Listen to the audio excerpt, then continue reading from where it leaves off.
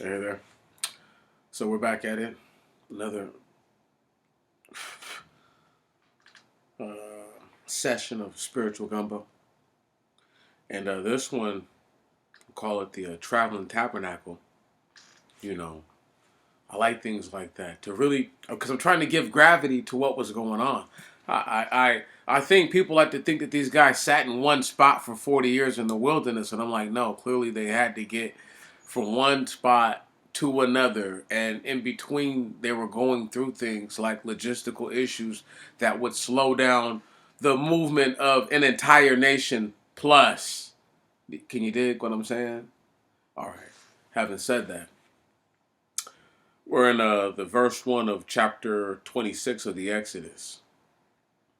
And thou shalt make the tabernacle 10 curtains of fine linen spun. Oh, that's right. Let me stop right there. All gold, everything. I'm glad it has very little fuse. I pray that it's one of those ones that just goes unnoticed. Because when we start to get later into, anytime we talk about the Ark of the Covenant, I'm going to bring up the fact that it's plated in gold. Anytime we start talking about the table with the shewbread, all these things like that, I'm going to bring up that these things are all gold. I'm going to bring up the energy that's able to be conduced. You know, uh, uh, uh, uh, there is a legitimate reason why the Most High God was like, do it with gold and not do it with, let's say, like, not to say there was rare crystals. Sure, they could have had diamonds or topaz or any kind of thing. Any kind of sapphire, any kind of ruby, anything. So, having said that, the fact that they weren't using crystals for, I'm going to call the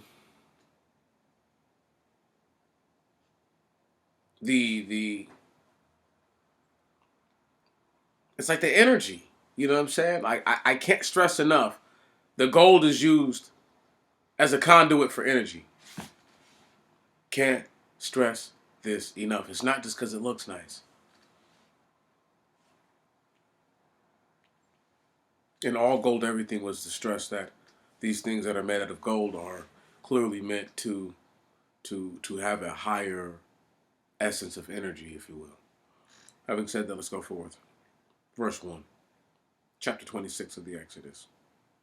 And thou shalt make the tabernacle 10 curtains of fine linen spun, and blue, and purple, and scarlet spun with cherubs. Thou shalt make them with work of a weaver. The length of one curtain shall be 8 and 20 cubits. The length of one curtain shall be 8 and 20 cubits.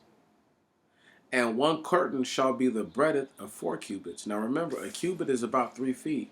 So if you have it, it's roughly 24 feet by 60 feet, right? And it has a pretty much a width, literally, of about 12 feet.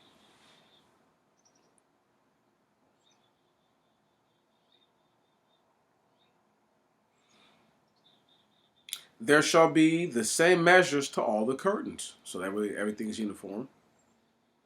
And the 5 curtains shall be joined one to another. And the other 5 curtains shall be closely connected, the one with the other. And thou shalt make for them loops of blue on the edge of one curtain, on one side for the coupling. And thou shalt make on the edge for the outer curtain the second coupling. 50 loops shalt thou make for one curtain, and 50 loops shalt thou make on the part of the curtain answering to the coupling of the second, opposite each other, corresponding to each other at each point. So stop right there. I know you guys have all seen the curtains that have the rings on them and that have the second set of rings on them, right? So imagine it's saying, okay, so first off, we have to keep it in mind. This is a tabernacle that's going to be traveling. It's going to be outside. They're outside the whole time. So it They can never build walls to hold the tabernacle in. I need people to really put this in their heads. You know, it's okay though. Understand, there's a level of cleanliness that's trying to be maintained, upheld, and kept. Having said that, they're being told the exact way to do it, how it's supposed to look. I don't know the literal significance of blue. Okay, I, each color has an actual significance in the spectra. Like spiritual, you could say, but I know that it's a tangible thing that me and you can measure. We know it. So, having said that, um, it's 100 rings literally on one side, right? It's gonna hold it up, and then depending on if they have the curtains that connect at the edges, like it's talking about, then so that's 100, then another 100, then another 100. You need three altogether. You need three sides. If you have four, then you have it boxed all the way in. I don't know, can't think of an exact reason why you would do that right now, but there's probably a reason to.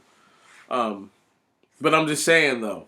So, and these are all brazen hoops, I'm assuming. Yep, brazen rings.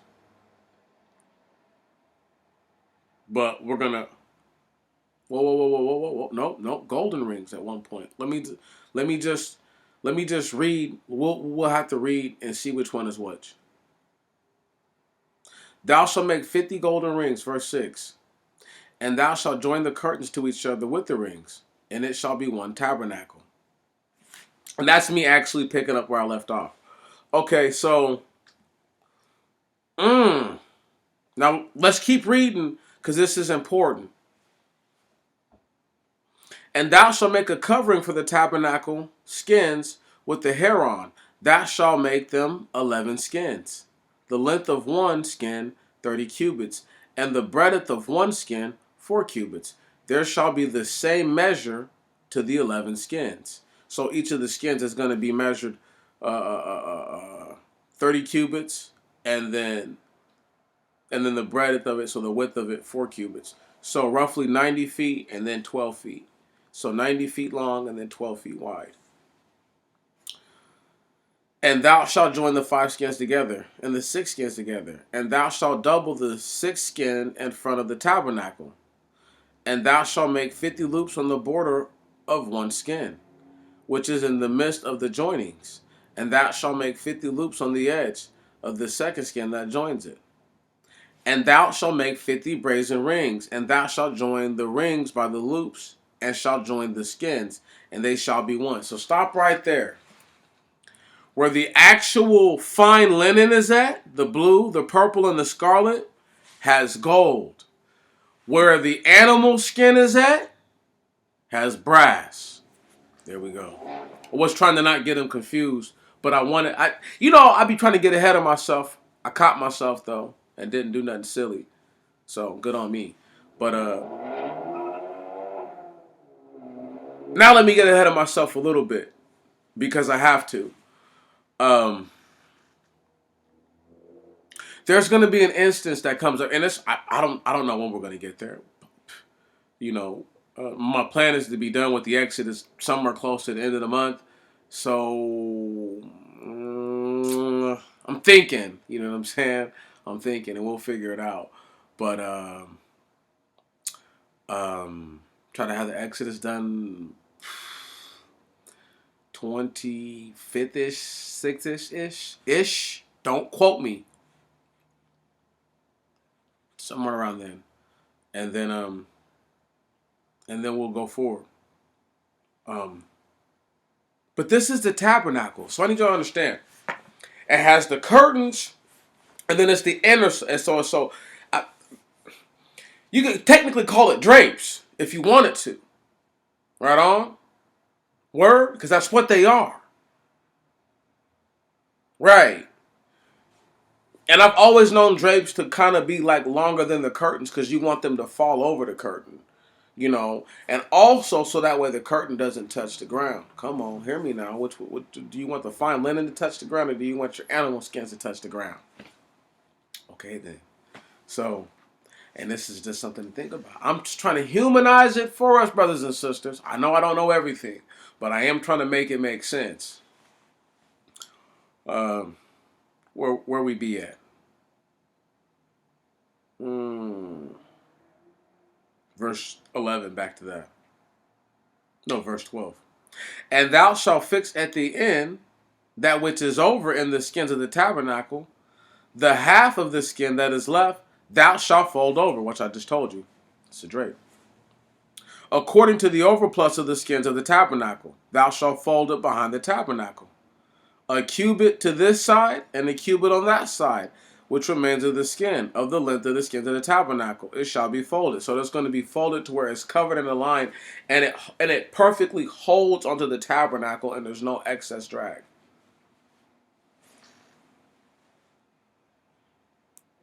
I know people probably thought I was tripping when I called it all gold everything, but they don't really realize how many times I've read it to say something like that, like the moving tabernacle or the traveling tabernacle. Whatever one I come to, that's the one I'm going to get to, But it's essentially a tent. Neither here nor there.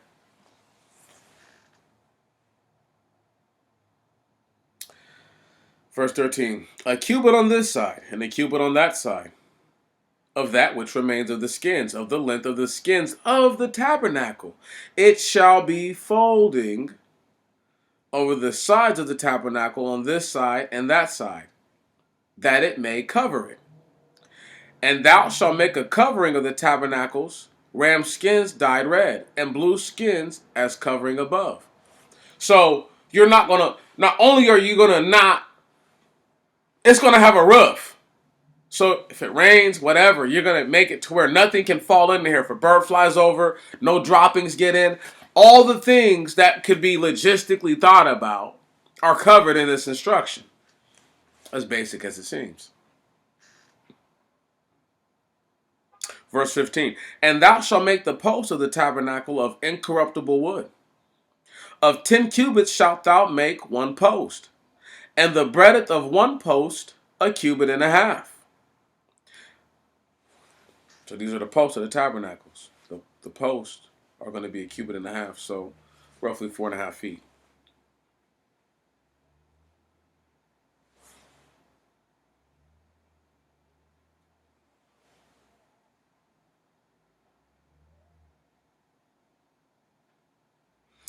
Two joints shalt thou make in one post, answering the one to the other. So shalt thou do with all the posts of the tabernacle. So look, what it's saying is that you're going to take a 10 cubit piece of wood, which is roughly a 30-foot piece of wood, and you're going to make your post out of it. Okay. And he's saying that when you have the post fixed in or whatever it is, right? So listen to this right here. You're gonna join the skins, and they shall loop the one. So it's pretty much gonna be pulled over and covering. You see what I'm saying? It's supposed to hold itself up. It's a post. It's for a tent, y'all.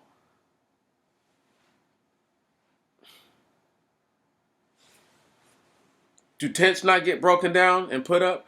But would you call it the tent of witness or the tabernacle? Because it's meant to be a tabernacle, not a tent. That's why it has gold ring. Let me calm down and keep reading. Mm. Mm, mm, mm, mm, mm. All I can do is shake my head.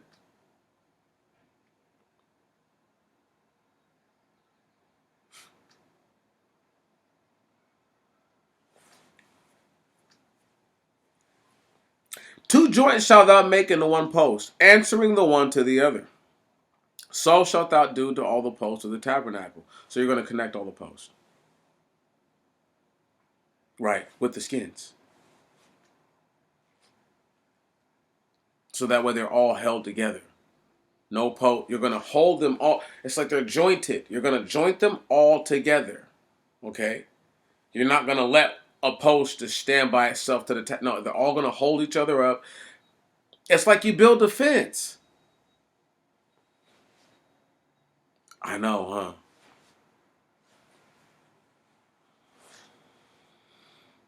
That's why I get so frustrated, because it's like people always try to tell me what the scripture's saying, and it's like they don't really know anything. How about this? Whatever they do for a living, I don't know what they do for a living. No one pays me to do this, but I do this for a living. Like, as a part of my life, I do this.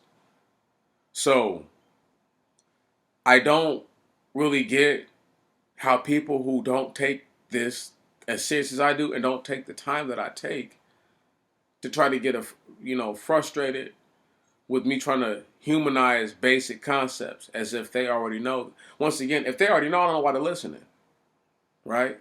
But if they don't know, it would behoove them to be wise, just to take heed to what I'm saying. Sounds like a fence post.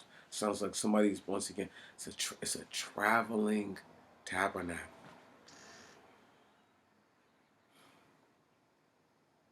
And thou shalt make the posts of the tabernacle 20 posts on the north side. And thou shalt make the 20 posts 40 silver sockets. And thou shalt make to the 20 posts 40 silver sockets. 2 sockets to one post on both its sides, and 2 sockets to the other side of the post on both its sides. And for the next sides, toward the south, 20 posts, and there 40 silver sockets. 2 sockets on one side of the post, on both its sides, and 2 sockets on the other post on both its sides. So it's saying for each post there needs to be 2 sockets, one side to each side. Are these, once again, this is silver now. Listen to all this metal that's being used. I need you to understand, it's huge. It's not just, oh, they have all the metal to melt. They have all this gold and silver to melt. This is actual energy. Mm. Where we at? Verse 22. And on the back of the tabernacle, at the part which is toward the west,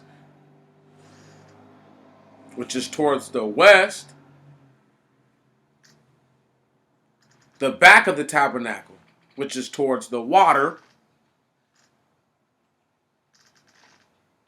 supposed to be, because that's the most I got, is like you're going to put your back to something where people can't come up on you. Come on, that's the idea of it. So you're going to practice that. So I'm almost guaranteeing the back of the temple or the rear of the temple was actually facing the water almost at all times. It's just something to throw out there.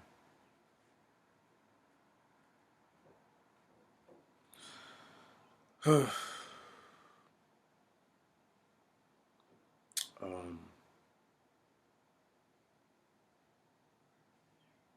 where are we at?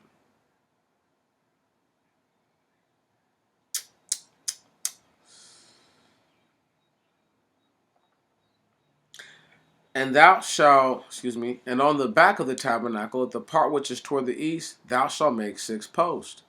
There we go. And thou shalt make 2 posts on the corners on the tabernacle behind. And it shall be equal below.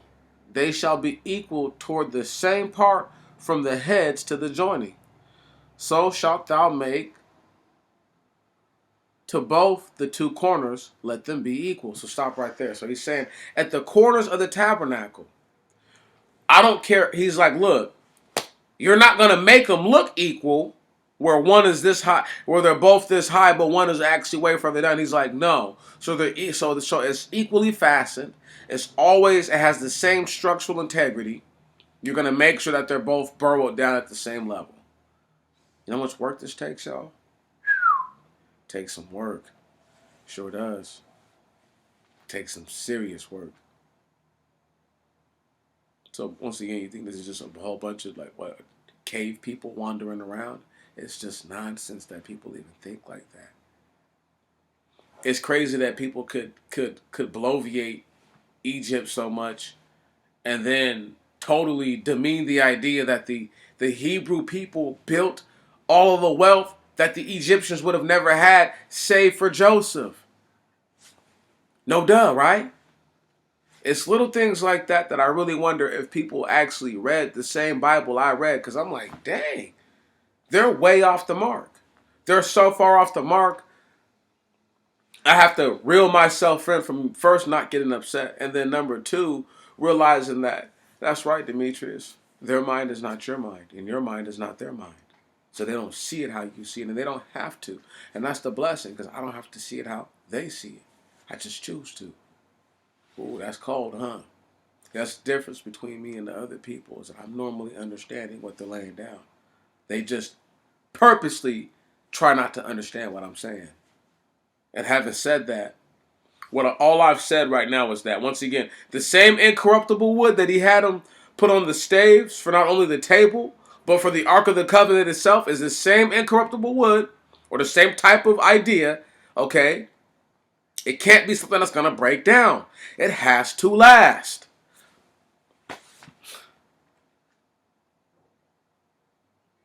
Why not just use trash wood and just keep redoing it? Why not do that, huh? It's what men do anyway.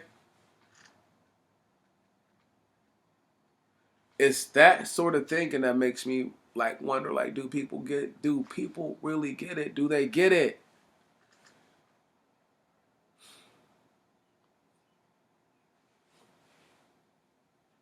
Let's keep reading.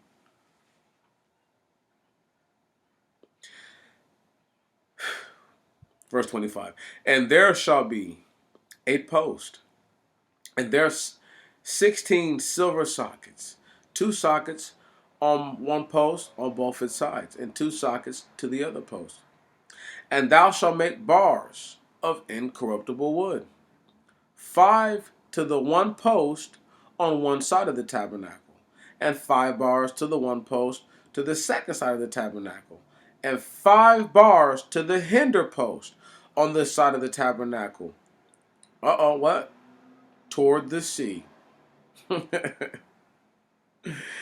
And let the bar in the middle between the posts go through the other side to the other side. And thou shalt gild the post with gold. Are you hearing that?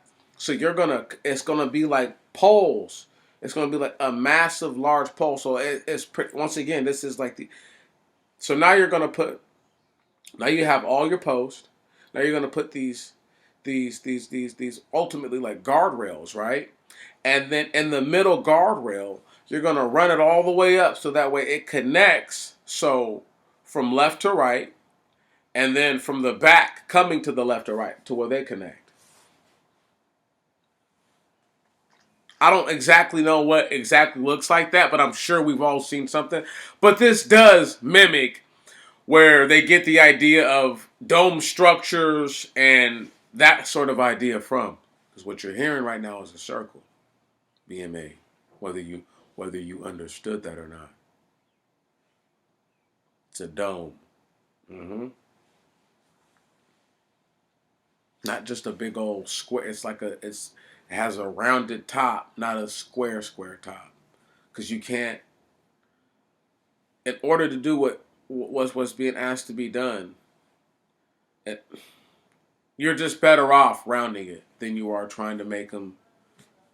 Anyway, before I even try to go into just trying to explain, staves normally have round stems, not square ones. That's neither here nor there because your hands have to hold them. But I know fences have square posts, but they also have round posts too. And people are like, well, it would have been easier because it's a tree to make it a square than it. No, trees start off round. They start off round. Why would it be? Once again, I would be mentally retarded to think that it's easier to make one shape that's already one shape, another shape, than for you to keep it that shape. But never mind. Verse 27. And 5 bars to the one post to the second side of the tabernacle, and 5 bars to the hinder post on the side of the tabernacle toward the sea. Like I said, the back to the water, so nobody can just run up on you. And let the bar in the middle between the posts go through the one side to the other side. And thou shalt gild the post with gold. And thou shalt make golden rings, into which thou shalt introduce the bars. And thou shalt gild the bars with gold. And thou shalt set up the tabernacle according to the pattern showed to thee in the mount. So he's like, what I showed you in the mount is what you're going to do, bro.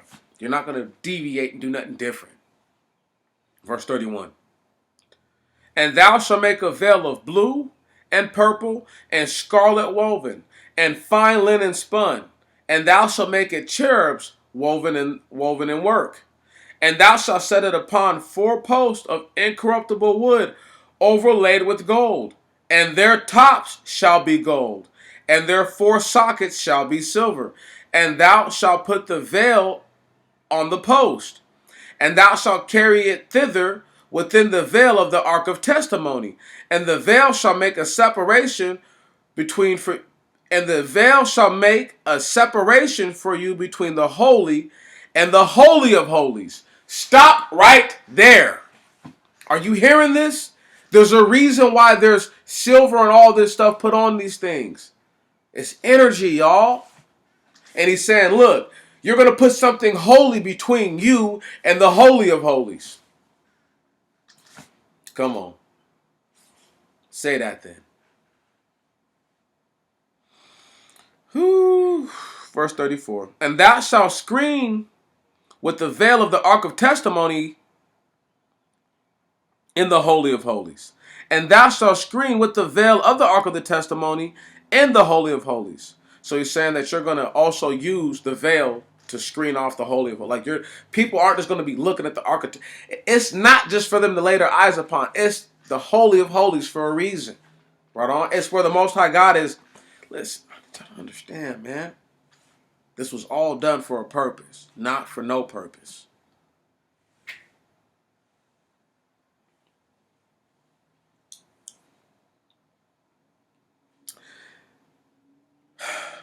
And thou shalt set the table outside the veil, and the candlestick opposite on the table on the south side of the tabernacle. And thou shalt put the table on the north side of the tabernacle. And thou shalt make a screen for the door of the tabernacle of blue and purple and spun scarlet and fine linen spun, and the work of the embroiderer. And thou shalt make the veil, and thou shalt make for the veil 5 posts, and thou shalt gild them with gold. And their chapiters shall be gold. And thou shalt cast them, and thou shalt cast for them 5 brazen sockets. Stop right there. So the Most High God is like, look,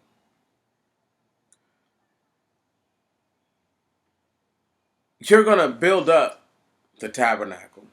You're going to put these things within the tabernacle, like as such, as I'm saying. Once you have them put in the tabernacle, you're going to make veils for them again, and then you're going to make posts to put everything. So it's like, it's going to be to where you can see it all. The Most High God wants you to be able to see it. Does that make sense? Do you get me? Do you follow me? Man, this is so amazing. I can't stress it enough.